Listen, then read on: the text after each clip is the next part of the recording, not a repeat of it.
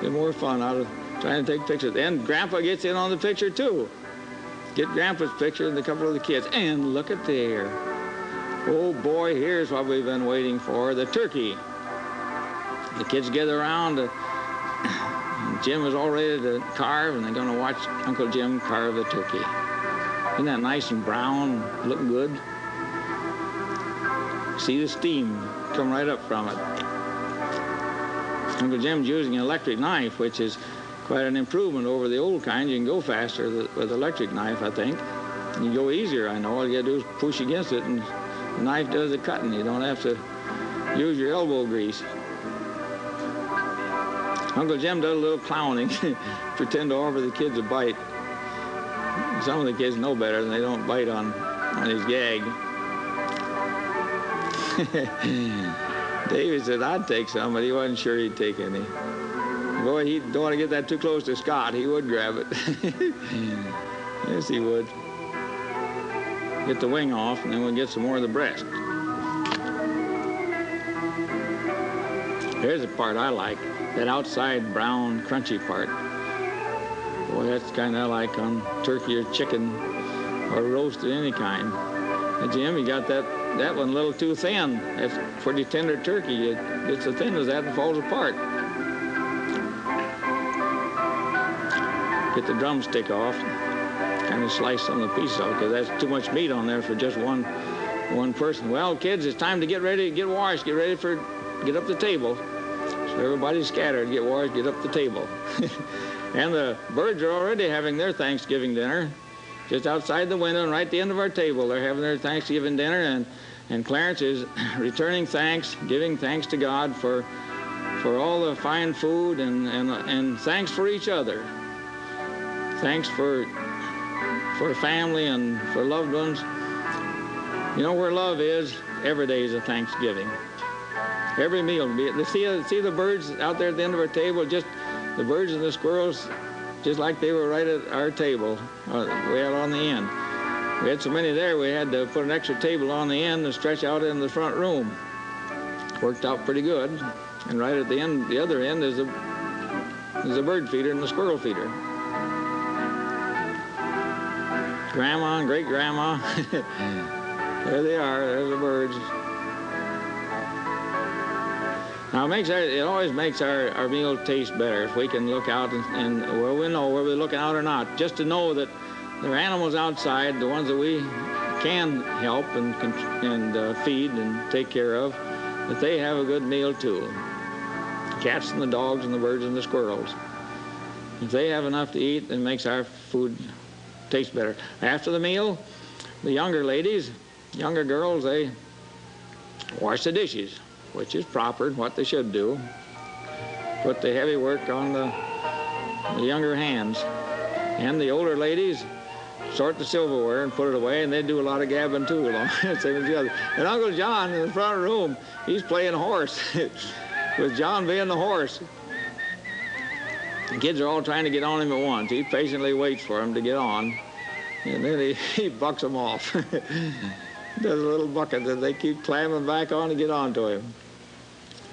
And he bucks them off. They get his shirt pulled. He keeps that up, he'll have a sore back the way they're making a slippery slide out of him. He gets up and pulls his shirt back down again, and then he lets them get on. Now he's got them back all on again. And he went a few feet. Yeah, John. And at church, the Puritans are coming out.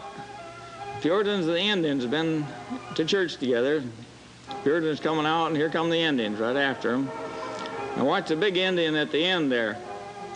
He gets up there near me. He's going to run at me and like he's trying to scare me, but he didn't scare me. You watch. Now watch that big Indian come running at the camera.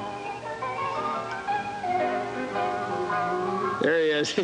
Well, let's have another Uncle Ernie happiness ad with the Lundstroms.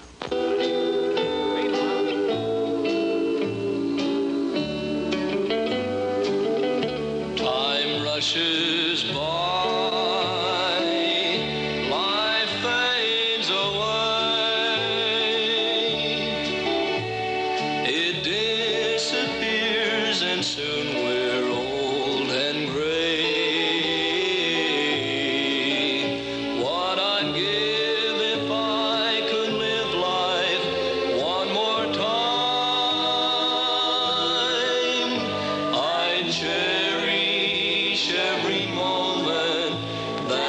was mine. We live so very fast these days, we usually haven't time to do the things that mean the most in your life and mine. Lately I've realized how cherished moments slip away. They pass by us so unnoticed unless we treasure every day. I remember cherished moments when I was just a lad, how Mom would tuck me into bed each night, and the times I went fishing with my dad. My, how the time flew by me when I was in my teens. Those old school days were really great. It was only yesterday, it seems. But I'll not forget that moment when I found my first true love. At a chapel we were married and said our vows to God above. But life can get so hectic that you get caught up in its whirl. Mom and Dad, don't get too busy for your boy and little girl. Go to church with them each Sunday and stop to play with them each day. Before long, they'll not be with you, for they'll grow up and go their separate ways. This life will soon be over. Let's be careful not to miss one of the cherished moments of happiness and bliss. Time rushes by, life fades away, it disappears and soon we're old and gray. What I'd give if I could live life one more time. I'd cherish every moment that was mine. I'd cherish every moment that was mine.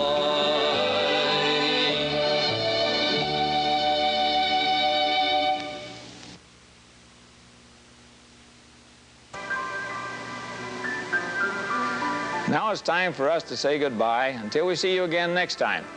Meanwhile, be sure you go to church on the Lord's Day, walk close with God on every day, love your neighbor as yourself, be kind to all of God's creatures, and tune in again to join us in some more grand adventures on the TNT True Adventure Trails, and don't forget to write in for your bookmarks. Give me your name and address. Tell me how many is in your family, and I'll send you at least 12 bookmarks to even the smallest families, and then bigger amounts to more, to bigger families. Bye now.